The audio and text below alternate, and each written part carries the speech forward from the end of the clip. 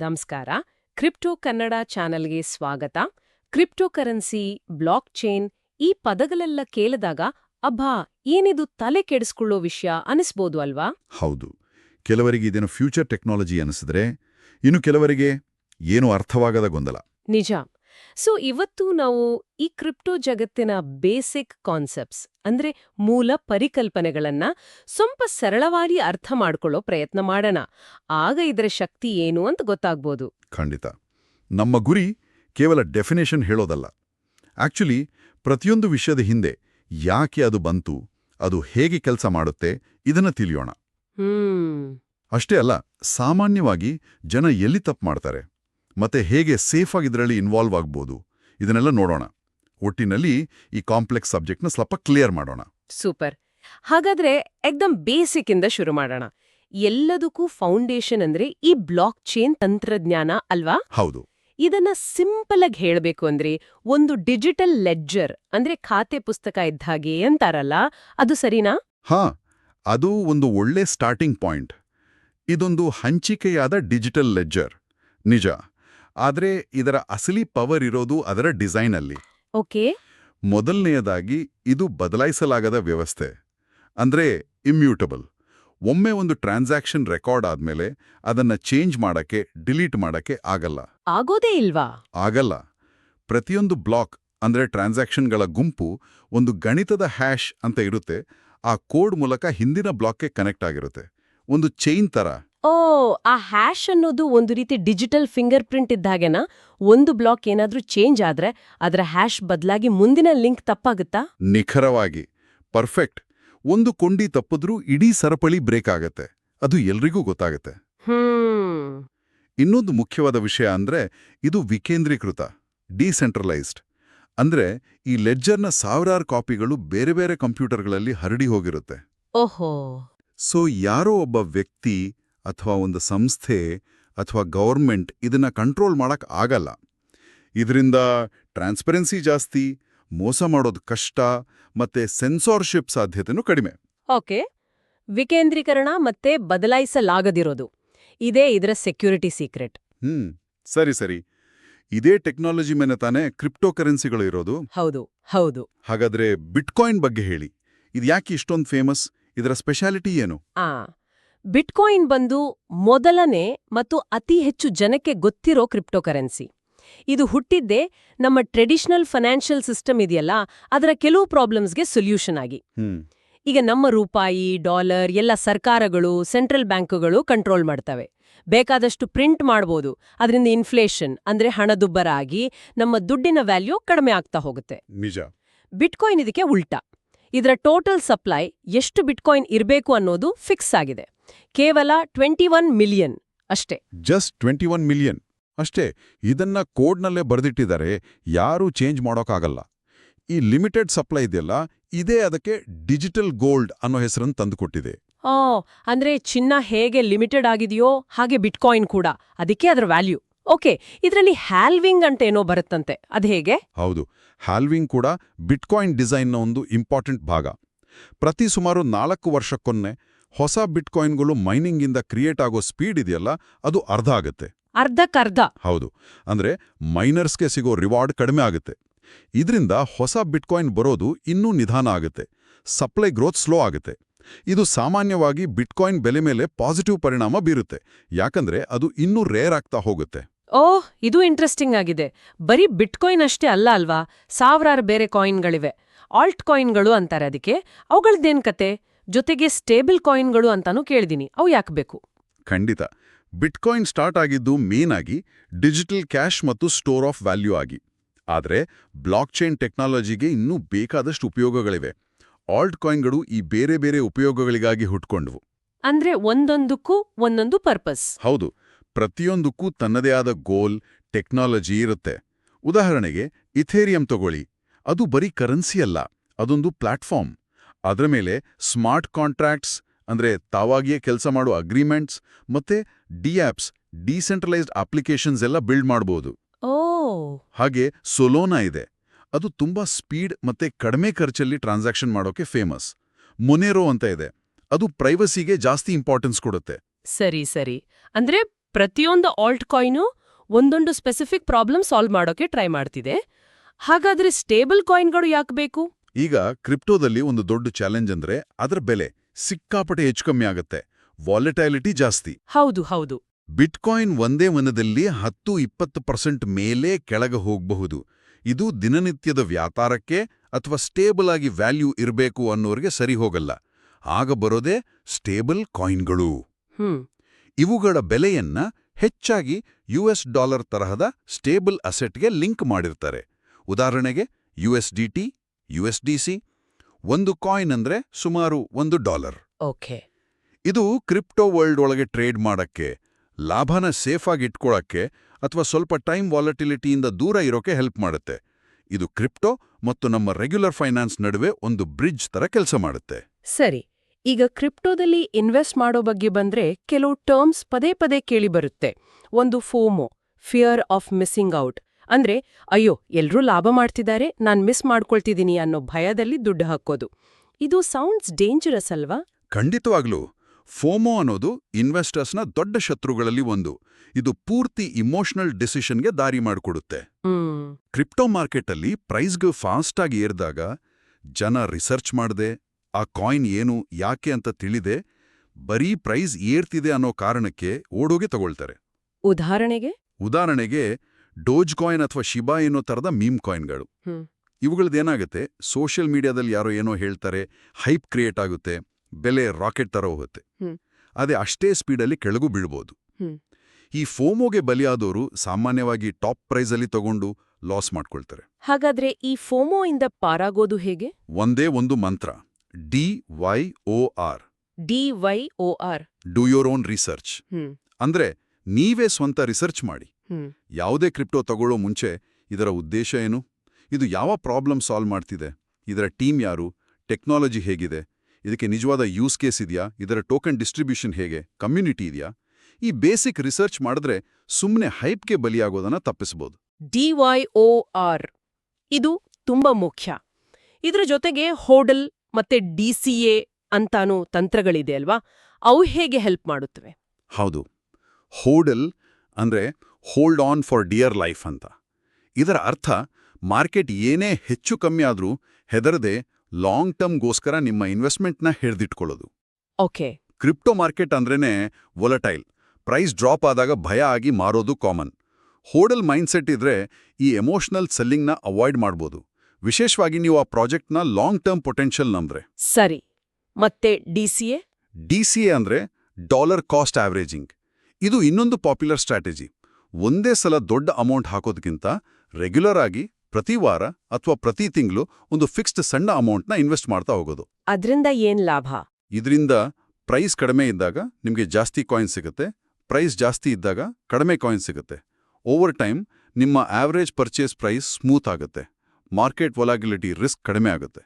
ಇದೊಂದು disciplined way of investing, ಮತ್ತೆ tension ಕೂಡ ಕಡಿಮೆ ಆಗುತ್ತೆ. ಸರಿ, ಈಗ ಇನ್ವೆಸ್ಟ್ ಮಾಡಿದೀವಿ ಅನ್ಕೊಳ್ಳೋಣ. ನನ್ನ ಕ್ರಿಪ್ಟೋ ಸುಮ್ನೆ ವ್ಯಾಲೆಟ್ನಲ್ಲಿರೋ ಬದಲು ಅದರಿಂದ ಏನಾದ್ರೂ ಇನ್ಕಮ್ ಜನರೇಟ್ ಮಾಡಕ್ಕಾಗತ್ತಾ? ಸ್ಟೇಕಿಂಗ್ ಬಗ್ಗೆ ಕೇಳಿದ್ದೀನಿ, ಏನಿದು? ಖಂಡಿತ.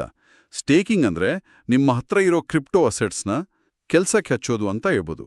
ಕೆಲವು ಬ್ಲಾಕ್ ಚೈನ್ಗಳು ಪ್ರೂಫ್ ಆಫ್ ಸ್ಟೇಕ್ POS ಅಂತ ಏನ್ ಕರಿತೀವಿ, ಅವು ತಮ್ಮ ನೆಟ್ವರ್ಕ್ನ ಸೆಕ್ಯೂರ್ ಮಾಡೋಕೆ ಮತ್ತೆ ಟ್ರಾನ್ಸಾಕ್ಷನ್ಗಳನ್ನ ವೆರಿಫೈ ಮಾಡೋಕೆ ಯೂಸರ್ಸ್ ಹತ್ರ ಇರೋ ಕಾಯಿನ್ಸ್ನ ಲಾಕ್ ಮಾಡೋಕೆ ಅಥವಾ ಸ್ಟೇಕ್ ಮಾಡೋಕೆ ಎಂಕರೇಜ್ ಮಾಡ್ತವೆ. ಓಕೆ.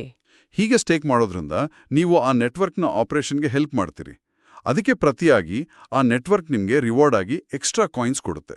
ಆಹಾ, ಇದು ಒಂದು ರೀತಿ ಬ್ಯಾಂಕಲ್ಲಿ FD ಇಟ್ಟು ಇಂಟ್ರೆಸ್ಟ್ ತಗೊಂಡ ಹಾಗೆ, ಆದರೆ ಸ್ವಲ್ಪ ಹೈಟೆಕ್ ವರ್ಷನ್. ಪ್ಯಾಸಿವ್ ಇನ್ಕಮ್ ಗಳಿಸೋಕೆ ಇದೊಂದು ಒಳ್ಳೆ ದಾರಿ. ಆದ್ರೆ ರಿಸ್ಕ್ ಏನಾದ್ರೂ ಇದೆಯಾ ಇದ್ರಲ್ಲಿ? ಹೌದು, ರಿಸ್ಕ್ ಇಲ್ದೆ ಏನೂ ಇಲ್ಲ. ಕೆಲವು ರಿಸ್ಕ್ಗಳಿವೆ. ನೀವು ಸ್ಟೇಕ್ ಮಾಡೋಕೆ ಯಾರಿಗೆ ಡೆಲಿಗೇಟ್ ಮಾಡ್ತಿರೋ ಆ ವ್ಯಾಲಿಡೇಟರ್ ಸರಿ ಇಲ್ಲದಿದ್ರೆ ಅಥವಾ ನೆಟ್ವರ್ಕ್ ರೂಲ್ಸ್ ಬ್ರೇಕ್ ಮಾಡಿದ್ರೆ ನಿಮ್ಮ ಸ್ಟೇಕ್ ಮಾಡಿದ ಕಾಯಿನ್ಸಲ್ಲಿ ಸ್ವಲ್ಪ ಪೆನಾಲ್ಟಿ ಆಗಿ ಕಟ್ ಆಗಬಹುದು. ಅದಕ್ಕೆ ಸ್ಲ್ಯಾಶಿಂಗ್ ಅಂತಾರೆ. ಓ. ಮತ್ತೆ ಸ್ಟೇಕ್ ಮಾಡಿದ ಕಾಯಿನ್ಸ್ ಸ್ವಲ್ಪ ಟೈಮ್ ಲಾಕ್ ಆಗಿರುತ್ತೆ. ಆ ಪೀರಿಯಡಲ್ಲಿ ಅದನ್ನ ಮಾರೋಕ್ಕಾಗಲ್ಲ. ಸೊ ಸ್ಟೇಕಿಂಗ್ ಮಾಡೋ ಮುಂಚೆ ಅದರ ರೂಲ್ಸ್, ರಿಸ್ಕ್ ಎಲ್ಲ ತಿಳ್ಕೊಳ್ಳೋದು ಮುಖ್ಯ. ಸರಿ, ಸ್ಟೇಕಿಂಗ್ ಬಿಟ್ಟು ಯೀಲ್ಡ್ ಫಾರ್ಮಿಂಗ್ ಮತ್ತೆ ಲಿಕ್ವಿಡಿಟಿ ಪೂಲ್ಗಳು ಅಂತಾನೂ ಹೇಳ್ತಾರಲ್ಲ, ಇದು ಸ್ಟೇಕಿಂಗಿಂತ ಬೇರೆನಾ? ಹೌದು, ಇದು ಸ್ವಲ್ಪ ಹೆಚ್ಚು ಕಾಂಪ್ಲೆಕ್ಸ್ ಮತ್ತೆ ರಿಸ್ಕ್ ಕೂಡ ಸಾಮಾನ್ಯವಾಗಿ ಜಾಸ್ತಿ ಇರುತ್ತೆ. ಹೌದಾ? ವಿಕೇಂದ್ರೀಕೃತ ಎಕ್ಸ್ಚೇಂಜ್ಗಳು ಅಂದ್ರೆ ಡಿಇಎಕ್ಸ್ಗಳು, ಯುನಿಸ್ವ್ಯಾಪ್, ಪ್ಯಾನ್ಕೇಕ್ ಸ್ವ್ಯಾಪ್ ತರಹ ಇದೆಯಲ್ಲ, ಅಲ್ಲಿ ಯೂಸರ್ಸ್ ನೇರವಾಗಿ ಒಬ್ರಿಗೊಬ್ರು ಟ್ರೇಡ್ ಮಾಡ್ತಾರೆ. ಇದಕ್ಕೆ ಲಿಕ್ವಿಡಿಟಿ ಬೇಕು. ಅಂದ್ರೆ ಮಾರೋಕೆ ಕೊಳ್ಳೋಕೆ ಕಾಯಿನ್ಸ್ ಇರ್ಬೇಕು. ಎಕ್ಸಾಕ್ಟ್ಲಿ. ಸೊ ನಿಮ್ಮ ತರಹ ಯೂಸರ್ಸ್ ತಮ್ಮ ಹತ್ರ ಇರೋ ಕಾಯಿನ್ಸ್ನ ಸಾಮಾನ್ಯವಾಗಿ ಜೋಡಿಯಾಗಿ, ಉದಾಹರಣೆಗೆ ಈಥೀರ್ USDC, ಈ DXಗಳ ಲಿಕ್ವಿಡಿಟಿ ಪೂಲ್ಗೆ ಹಾಕ್ತಾರೆ. ಬೇರೆಯವರು ಆ ಪೂಲ್ ಯೂಸ್ ಮಾಡಿ ಟ್ರೇಡ್ ಮಾಡಿದಾಗ ಅವರು ಕಟ್ಟೋ ಟ್ರಾನ್ಸಾಕ್ಷನ್ ಫೀಸಲ್ಲಿ ಒಂದು ಪಾಲು ಈ ಲಿಕ್ವಿಡಿಟಿ ಕೊಟ್ಟವರಿಗೆ ಸಿಗುತ್ತೆ. ಇದನ್ನೇ ಯೀಲ್ಡ್ ಫಾರ್ಮಿಂಗ್ ಅಂತಾರೆ. ಕೆಲವೊಮ್ಮೆ DEXಗಳು ಎಕ್ಸ್ಟ್ರಾ ರಿವಾರ್ಡ್ ಟೋಕನ್ಸ್ಗಳನ್ನು ಕೊಡ್ಬೋದು. ಕೇಳೋಕೆ ಚೆನ್ನಾಗಿದೆ. ಅದೇ ರಿಸ್ಕ್ ಜಾಸ್ತಿ ಅಂದ್ರಿ. ಯಾವ ಥರ ರಿಸ್ಕ್? ಇದರಲ್ಲಿ ಮುಖ್ಯವಾದ ರಿಸ್ಕ್ ಅಂದ್ರೆ ಇಂಪರ್ಮನೆಂಟ್ ಲಾಸ್. Impermanent loss? ಹೌದು. ನೀವು ಪೂಲ್ಗೆ ಹಾಕಿರೋ 2 ಕಾಯಿನ್ಗಳ ಬೆಲೆಗಳ ಅನುಪಾತ ಏನಾದರೂ ತುಂಬ ವ್ಯತ್ಯಾಸ ಆದರೆ, ನಿಮ್ಮ ಪೂಲ್ನಲ್ಲಿರೋ ಅಸೆಟ್ಸ್ನ ಒಟ್ಟು ವ್ಯಾಲ್ಯೂ ನೀವು ಆ ಕಾಯಿನ್ಗಳನ್ನ ಸುಮ್ಮನೆ ನಿಮ್ಮ ವ್ಯಾಲೆಟ್ನಲ್ಲಿ ಇಟ್ಕೊಂಡಿದ್ರೆ ಇದ್ದ ವ್ಯಾಲ್ಯೂಗಿಂತ ಕಡಿಮೆ ಆಗ್ಬೋದು. ಇದು ಟೆಂಪರರಿ ಆದರೂ ನೀವು ಕಾಯಿನ್ಸ್ನ ಪೂಲಿಂದ ವಾಪಸ್ ತಗೊಂಡಾಗ ಪರ್ಮನೆಂಟ್ ಲಾಸ್ ಆಗ್ಬೋದು. ಇದರ ಹಿಂದೆ ಸ್ವಲ್ಪ ಮ್ಯಾಥ್ಸ್ ಇದೆ. ಸೊ ಯೀಲ್ಡ್ ಫಾರ್ಮಿಂಗ್ ಮಾಡೋ ಮುಂಚೆ ಚೆನ್ನಾಗಿ ರಿಸರ್ಚ್ ಮಾಡಿ ತುಂಬ ಸಣ್ಣ ಅಮೌಂಟಿಂದ ಶುರು ಮಾಡೋದು ಬೆಸ್ಟ್. ಓಕೆ, ಅರ್ಥ ಆಯ್ತು. ಇದು ಸ್ವಲ್ಪ ಅಡ್ವಾನ್ಸ್ಡ್. ಸರಿ, ಇದೆಲ್ಲ ಫಿನಾನ್ಷಿಯಲ್ ಸೈಡ್ ಆಯ್ತು. ಆದ್ರೆ ಕ್ರಿಪ್ಟೋದಲ್ಲಿ NFTs, ನಾನ್ ಫಂಜಿಬಲ್ ಟೋಕನ್ಸ್ ಬಗ್ಗೆ ಸಿಕ್ಕಾಪಟ್ಟೆ ಮಾತು ಕೇಳ್ಬರ್ತಲ್ಲ, ಇದು ದುಡ್ಡಿಗೆ ಹೇಗೆ ಬೇರೆ? NFT ಅಂದ್ರೆ ನಾನ್ ಫಂಜಿಬಲ್ ಟೋಕನ್. ಫಂಜಿಬಲ್ ಅಂದ್ರೆ ಒಂದು ವಸ್ತುವಿನ ಬದಲು ಅದೇ ತರಹದ ಇನ್ನೊಂದು ವಸ್ತು ಕೊಡಬಹುದು. ಈಗೊಂದು ₹100 ನೋಟು ಇನ್ನೊಂದು ₹100 ನೋಟು ಒಂದೇ ತರ ಅದಲ್ ಬದಲ್ ಮಾಡಬಹುದು. ಹೌದು. ನಾನ್ ಫಂಜಿಬಲ್ ಅಂದ್ರೆ ಯುನೀಕ್. ಅದಕ್ಕೆ ಅದೇ ಸಾಟಿ ಇಲ್ಲ. NFTಗಳು ಬ್ಲಾಕ್ಚೈನ್ನಲ್ಲಿ ರೆಕಾರ್ಡ್ ಆದ ಯುನೀಕ್ ಡಿಜಿಟಲ್ ಅಸೆಟ್ಸ್. ಅದು ಒಂದು ಡಿಜಿಟಲ್ ಆರ್ಟ್ ಪೀಸ್ ಇರ್ಬೋದು, ಮ್ಯೂಸಿಕ್, ವಿಡಿಯೋ, ಗೇಮ್ ಐಟಮ್, ಯಾಕೆ ಡಿಜಿಟಲ್ ಲ್ಯಾಂಡು ಕೂಡ ಇರ್ಬೋದು. Digital land? ಹೌದು. ಇದರ ಸ್ಪೆಷಾಲಿಟಿ ಏನಂದ್ರೆ ಬ್ಲಾಕ್ಚೈನ್ ಅದರ ಮಾಲೀಕತ್ವ, ವೆರಿಫೈಯಬಲ್ ಓನರ್ಶಿಪ್ ಮತ್ತೆ ಅದು ಎಷ್ಟು ಅಪರೂಪ, ಸ್ಕ್ಯಾರ್ಸಿಟಿ ಅನ್ನೋದನ್ನ ಗ್ಯಾರಂಟಿ ಕೊಡುತ್ತೆ. ನೀವು ಒಂದು NFT ಓನ್ ಮಾಡಿದ್ರೆ ಆ ಡಿಜಿಟಲ್ ಐಟಮ್ನ ಅಫಿಷಿಯಲ್ ಓನರ್ ನೀವೇ ಅಂತ ಪ್ರೂವ್ ಮಾಡ್ಬೋದು. ವಾವ್! ಇದು ಡಿಜಿಟಲ್ ಓನರ್ಶಿಪ್ಗೆ ಹೊಸ ಕಾನ್ಸೆಪ್ಟ್ ತರ ಇದೆ. ಓಕೆ, ಈಗ ಕೆಲವು ಪ್ರಾಕ್ಟಿಕಲ್ ವಿಷಯಗಳಿಗೆ ಬರೋಣ. ಕ್ರಿಪ್ಟೋ ಕಳಿಸ್ಬೇಕಾದ್ರೆ ಅಥವಾ ಟ್ರೇಡ್ ಮಾಡ್ಬೇಕಾದ್ರೆ ಗ್ಯಾಸ್ ಶುಲ್ಕ ಕಟ್ಟಬೇಕು ಅಂತಾರಲ್ಲ, ಏನಿದು?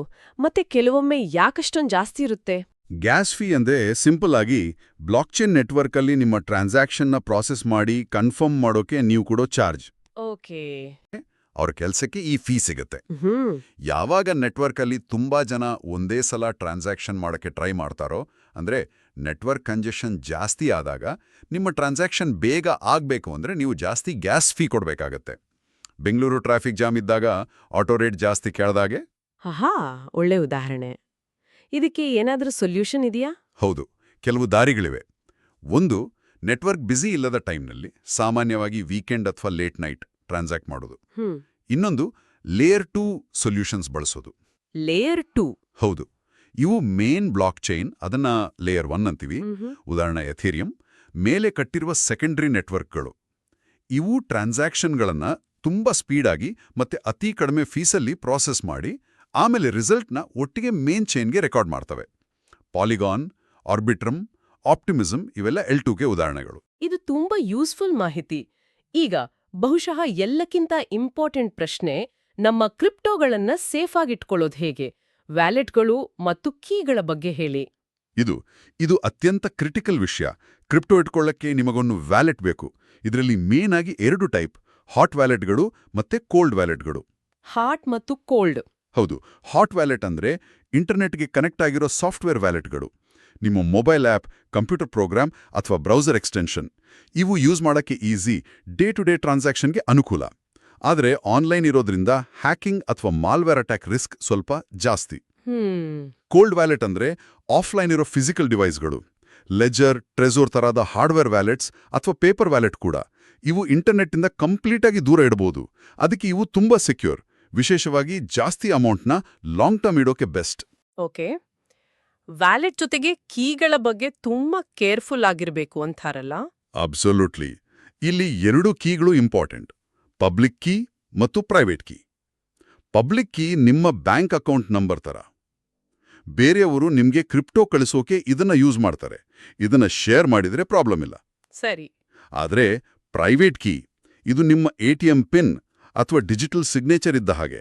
ನಿಮ್ಮ ಕ್ರಿಪ್ಟೋನ ಖರ್ಚು ಮಾಡೋಕೆ, ಬೇರೆಯವ್ರಿಗೆ ಕಳಿಸೋಕೆ ಪವರ್ ಕೊಡೋದು ಇದೆ. ಈ ಪ್ರೈವೇಟ್ ಕೀನ ಯಾವತ್ತೂ ಯಾರ ಜೊತೆನೂ ಶೇರ್ ಮಾಡಬಾರ್ದು. ಯಾವತ್ತೂ ಶೇರ್ ಮಾಡಬಾರ್ದು. ಇದರ ಜೊತೆಗೆ ವ್ಯಾಲೆಟ್ ಸೆಟಪ್ ಮಾಡುವಾಗ ನಿಮ್ಗೆ ಒಂದು ಸೀಡ್ ಫ್ರೇಸ್ ಅಥವಾ ರಿಕವರಿ ಫ್ರೇಸ್ ಸಿಗುತ್ತೆ. ಸಾಮಾನ್ಯವಾಗಿ 12 ಅಥವಾ 24 ಇಂಗ್ಲಿಷ್ ಪದಗಳು. ಹೌದು, ಕೇಳಿದ್ದೀನಿ. ಇದು ನಿಮ್ಮ ವ್ಯಾಲೆಟ್ನ ಮಾಸ್ಟರ್ ಕೀ. ನಿಮ್ಮ ಫೋನ್ ಕಳೆದೋದ್ರೆ, ಕಂಪ್ಯೂಟರ್ ಹಾಳಾದ್ರೆ, ಹಾರ್ಡ್ವೇರ್ ವ್ಯಾಲೆಟ್ ಮುರಿದೋದ್ರೆ, ಏನೇ ಆದರೂ ಈ ಸೀಡ್ ಫ್ರೇಸ್ ಯೂಸ್ ಮಾಡಿ ನಿಮ್ಮ ಎಲ್ಲಾ ಕ್ರಿಪ್ಟೋನ ಬೇರೆ ಡಿವೈಸ್ನಲ್ಲಿ ರಿಕವರ್ ಮಾಡಬಹುದು. ಓ, ಇದು ಬ್ಯಾಕಪ್ ತರ. ಎಕ್ಸಾಕ್ಟ್ಲಿ. ಆದ್ರೆ ಈ ಸೀಡ್ ಫ್ರೇಸ್ನ ನೀವು ಕಳ್ಕೊಂಡ್ರೆ ನಿಮ್ಮ ಕ್ರಿಪ್ಟೋ ಪರ್ಮನೆಂಟ್ ಆಗಿ ಲಾಸ್ಟ್. ಯಾರಿಗೂ ಅದನ್ನು ವಾಪಸ್ ತರೋಕ್ಕಾಗಲ್ಲ. ನೋಡಿ, ಇದು ತುಂಬಾ ಸೀರಿಯಸ್. ಪ್ರೈವೇಟ್ ಕೀ ಮತ್ತು ಸೀಡ್ ಫ್ರೇಸ್ನ ಅತಿ ಹೆಚ್ಚು ಸುರಕ್ಷಿತವಾಗಿ ಆಫ್ಲೈನ್ನಲ್ಲಿ ಪೇಪರ್ ಮೇಲೆ ಬರೆದು ಬೆಂಕಿ ನೀರು ತಾಗದ ಜಾಗದಲ್ಲಿ ಇಡಲೇಬೇಕು. ಕ್ರಿಪ್ಟೋದಲ್ಲಿ ನಿಮ್ಮ ದುಡ್ಡಿನ ಭದ್ರತೆ ನಿಮ್ಮದೇ ಜವಾಬ್ದಾರಿ. Not your keys, not your coins ಅಂತಾರೆ. ಹೌದು, ಇದು ನಿಜಕ್ಕೂ ಗಮನದಲ್ಲಿಡಬೇಕಾದ ಮಾತು. ಸೆಕ್ಯೂರಿಟಿಗೆ ಫಸ್ಟ್ ಪ್ರಿಯಾರಿಟಿ. ಸರಿ, ಈಗ ಒಂದು ಹೊಸ ಕ್ರಿಪ್ಟೋ ಪ್ರಾಜೆಕ್ಟ್ನ ಹೇಗೆ ಅಸೆಸ್ ಮಾಡೋದು? ಯಾವುದೋ ಹೊಸ ಕಾಯಿನ್ ಬರ್ತಿದೆ ಅಂದ್ರೆ ಅದು ಒಳ್ಳೆ ಇನ್ವೆಸ್ಟ್ಮೆಂಟ್ ಹೌದೋ ಅಲ್ವೋ ಅಂತ ಹೇಗೆ ಗೊತ್ತಾಗುತ್ತೆ? DYOR ಮಾಡೋದು ಹೇಗೆಂದ್ರಿ? ಏನೆಲ್ಲ ನೋಡ್ಬೇಕು? ಒಳ್ಳೆ ಪ್ರಶ್ನೆ. ಹೊಸ ಪ್ರಾಜೆಕ್ಟ್ಗಳನ್ನ ಇವ್ಯಾಲ್ಯುಯೇಟ್ ಮಾಡುವಾಗ ಕೆಲವು ಮುಖ್ಯ ವಿಷಯಗಳನ್ನು ನೋಡಬೇಕು. ಒಂದು, ವೈಟ್ ಪೇಪರ್. ಇದು ಆ ಪ್ರಾಜೆಕ್ಟ್ನ ಡೀಟೇಲ್ಡ್ ಬ್ಲೂ ಪ್ರಿಂಟ್. ಅದರಲ್ಲಿ ಪ್ರಾಜೆಕ್ಟ್ನ ಗೋಲ್ ಏನೋ, ಟೆಕ್ನಾಲಜಿ ಏನೋ, ಯಾವ ಪ್ರಾಬ್ಲಮ್ ಸಾಲ್ವ್ ಮಾಡ್ತಿದೆ, ಟೀಮ್ ಯಾರು, ಮತ್ತೆ ಟೋಕನಾಮಿಕ್ಸ್ ಅಂದ್ರೆ coin supply, distribution, use case ಎಲ್ಲ ಇರುತ್ತೆ. ಇದನ್ನ ಓದಿ ಅರ್ಥ ಮಾಡ್ಕೊಳ್ಳೋದು ಫಸ್ಟ್ ಸ್ಟೆಪ್. 2, road map. ಪ್ರಾಜೆಕ್ಟ್ನ ಫ್ಯೂಚರ್ ಪ್ಲಾನ್ಸ್, ಟೈಮ್ ಲೈನ್ ಏನು ಅಂತ ಇದರಲ್ಲಿರುತ್ತೆ.